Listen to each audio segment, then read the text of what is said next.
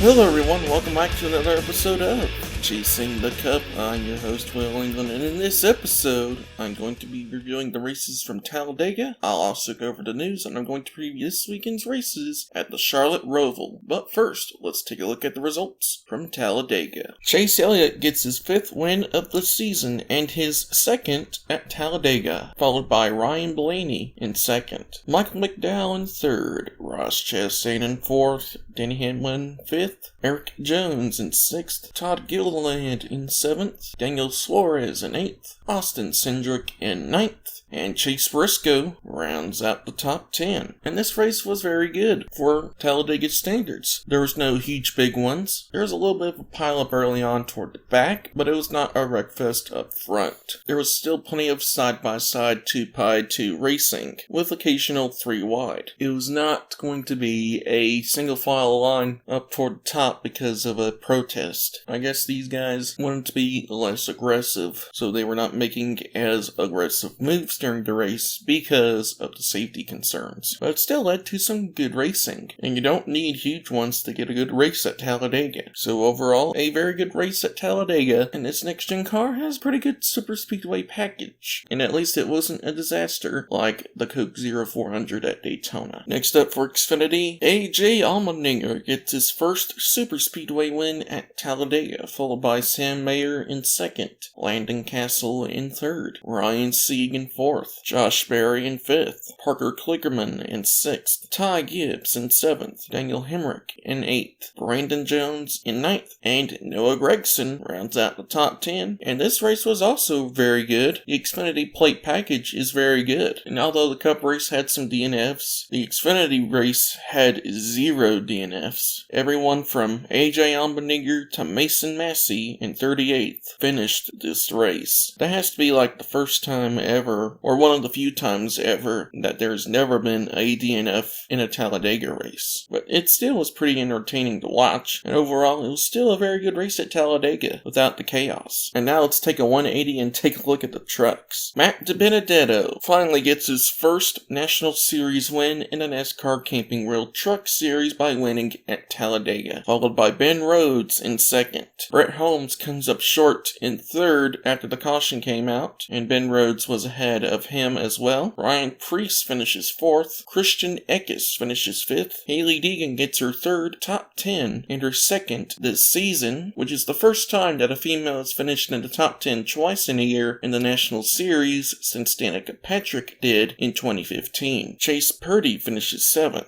Colby Howard finishes 8th, Parker Kligerman finishes 9th, and Tyler Ankrum rounds out the top 10. And talk about a complete 180 from the other two races, this race was chaotic. There were plenty of wrecks going on, and that green-white checkered led to a very crazy finish. And I gotta talk about Jordan Anderson's incident. So, in the final lap of stage 1, Jordan Anderson has a big fire in turn 1. I'm not sure if it was caused by the engine or something else, but his car just explodes. And his truck is just on fire. And it even got into the cockpit, which is the scariest thing. And he couldn't even see, so he had to look out the window, and he came off turn 2 and went down the backstretch and hit the inside wall, coming to a stop, and then he almost got flung out of the truck because he was looking outside by having half of his body out, and he almost got crushed by his truck. And so he immediately escaped and then laid down because he had some burns. And then he went to the infield care center and then was transferred to a hospital in Birmingham where he was treated for second-degree burns. Second-degree burns aren't as bad as third-degree burns, but they're still pretty bad. But at least it wasn't more severe. I'm glad that he was able to get out of the truck before it led to more serious problems. And overall, a solid weekend for Talladega. Great racing with 2 relatively clean races, which are Cup and Xfinity, and of course, a chaotic truck race to boot. And so with that out of the way, let's get to the news. During the Texas race, Alex Bowman got spun around, probably from a flat tire, and in turns 3 and 4, he had one of those rear end and front end hits, kind of like how Kurt Busch had at Pocono, and it has led to Alex Bowman being diagnosed with concussion symptoms. And last weekend at Talladega, Noah Gragson subbed in for him, and this weekend, Noah Gragson is back once again at the Charlotte Roval, and it's just sad to see Alex Bowman's championship hopes finished early because of no fault of his own, but because of how these cars handle these wrecks. And I'd like to see what Noah Gragson can do in the competitive cup ride, because he's been mostly racing for Colleague and for Beard Oil Motorsports. And he's gained a lot of experience with those cars, although they're not competitive. But I'd like to see what he can do in Hendrick equipment. He was running pretty good at Talladega in the 48, so with the Charlotte Roval, I'd like to see what he can do. And I'd say this will probably not be the last race that he subs in, because he may have to sub in at Las Vegas. But we'll have to see. Next, an announcement that I've been anticipating since February. And finally, the announcement is here. Hailie Deegan will be making her Xfinity Series debut at Vegas for SS Greenlight Racing in the 07. And she said earlier this year, before Sonoma, that she couldn't find any funding. Well, it looks like one of her recent sponsors that have stepped up, Pristine Auction, they will be sponsoring her in this endeavor. And after months of waiting, because we anticipated her to race earlier this year and have multiple starts, but yesterday she's finally made the announcement, and it sounds like this might be her only start of the year, unless she's planning to run Homestead too. But I'm guessing that probably Joe Graff Jr. will probably be back in the 07 that next week at Homestead, while Hailie runs in the truck race only. So I hope that she does good. She's been okay in the truck series. 3 top 10s is better than 0 top 10s. And with the truck series being chaotic, I'd like to see what she can do in a less chaotic environment and in a competitive car, because I'm guessing that this is a storehouse prepped car. Meanwhile, in trucks, she's running a DGR prepared truck, and DGR is not the best, but the 07 is a very well prepared car, and it's been competitive with a mid-pack driver in Cup. Of course, Cole Custer's an Xfinity veteran, but he hasn't done very well in the Cup series so far. But he's ran competitive in this car every time that he's gotten in it. So I'd like to see what Hailie Deegan can do in the car, because this will probably be her best shot in a competitive car since probably her days in the K&N West series, when she ran for probably the best team, because she was running Toyota. And this car has been very fast this year at 1.5 miles, and who knows what could happen. So I wish her good luck in this endeavor. Legendary broadcaster Brent Musburger has been named the South Point 400 Grand Marshal. Next is the Talladega TV ratings. NBC got a 1.64 rating and 2.827 million viewers for Sunday's race, which is up from last year because it was pushed to Monday on NBCSN, but it's down from 2020, which got booted the cable, and the finish was on NBCSN. Meanwhile, this race went all the way through on NBC, and it still got lower than that. So I have no idea what's going on. It's probably a mixture of both the NFL and NBC, but it's just been bad for the playoffs this year with TV ratings. Something needs to be done, because this is starting to get bad. Because even Talladega is down significantly in the playoffs. That usually doesn't happen. Cody Ware will be missing the Charlotte Roval race to help his foot heal after the Texas wreck. James Davidson is back in NASCAR for Joe Gibbs Racing in the Xfinity race at the Charlotte Roval this weekend. Julia Launderer returns to Alpha Prime Racing at Homestead. William Byron's penalty after Texas is being appealed by Hendrick Motorsports, and the appeal will be heard on Thursday. AJ Allmendinger is expected to run the Colleague 16 and Cup full-time next year, and the official announcement is supposed to be today at 11, so I'll go into a little more detail next week, just in case that there's more. Beard Motorsports is expected to run in the Daytona 500 next year. Currently, the driver is not known, but I know it will not be Noah Gragson, so we'll see who will take that 62 entry. Usually they have a Las Vegas guy like Gragson or Gone, so I have no idea who will take that spot. Daniil Kivat will be making his Xfinity Series debut for Sam Hunt Racing at the Charlotte Roval. Rheem will be returning to sponsor Christopher Bell next year as a primary sponsor. IndyCar driver Connor Daly will make his Cup debut this weekend at Charlotte. And finally, Kaz Grala will be running the 34 for Josie Awuji Motorsports at the Charlotte Roval. And so that's it for this week's news. Now it's time to preview this weekend's races at the Charlotte Roval. Starting with the Xfinity race, we have the drive for the Cure 250 presented by Blue Cross Blue Shield of North Carolina. The race will be 67 laps and 155.44 miles. And the race will be on October 8th at 3 p.m. Eastern Time on NBC. But you may want to check your local listings, because sometimes your local station someone may black it out for a local football game. Last year I had to watch on the NBC Sports app because my local station broadcasted a college football game. So check your local listings. And so for my pick, I'm going to go with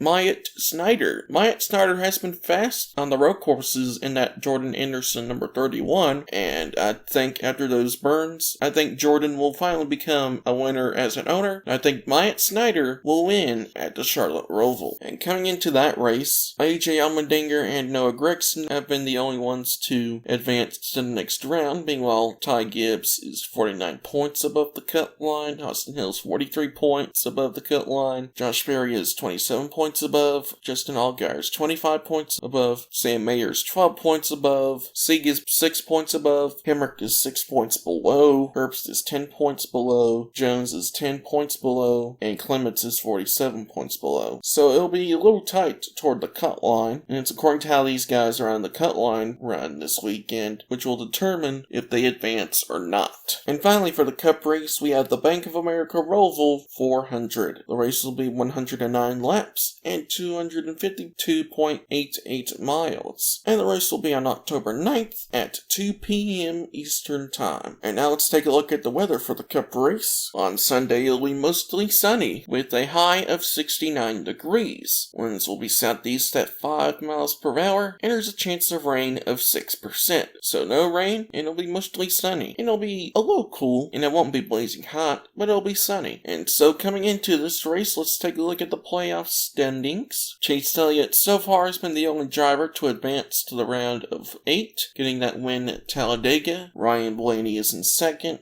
with 32 points above the cut line. Chastain is 28 points above. Hamlin's 21 points above. Logano's 18 points above. Larson is 18 points above. Suarez is 12 points above. Briscoe and Cindric are currently tied at the cut line, with Briscoe getting the edge over Cindric, having 9 points. William Byron is 11 points below after the penalty. Bell is 33 points below, and Alex Bowman is 54 points below after missing Talladega, which virtually eliminates him from the round of 12. Bell has a little bit of a shot if he can run competitive and possibly win. Byron has a small chance that he can point his way in, but it's going to be close, and it's going to be tight between Cindric and Briscoe. And so for my pick, I'm going to go with William Byron. William Byron was so close to winning last year until he got involved in a wreck with Tyler Reddick. I think this time, William Byron will get redemption, and he will win to make it into the round of 8 by winning at the Charlotte Roval. And so that's it for this week's episode. If you enjoyed it, please like and subscribe for more. And if you're going out to the Charlotte Roval this weekend, I hope you have a good time. If you're not, have a good time wherever you are, and I'll see you next week.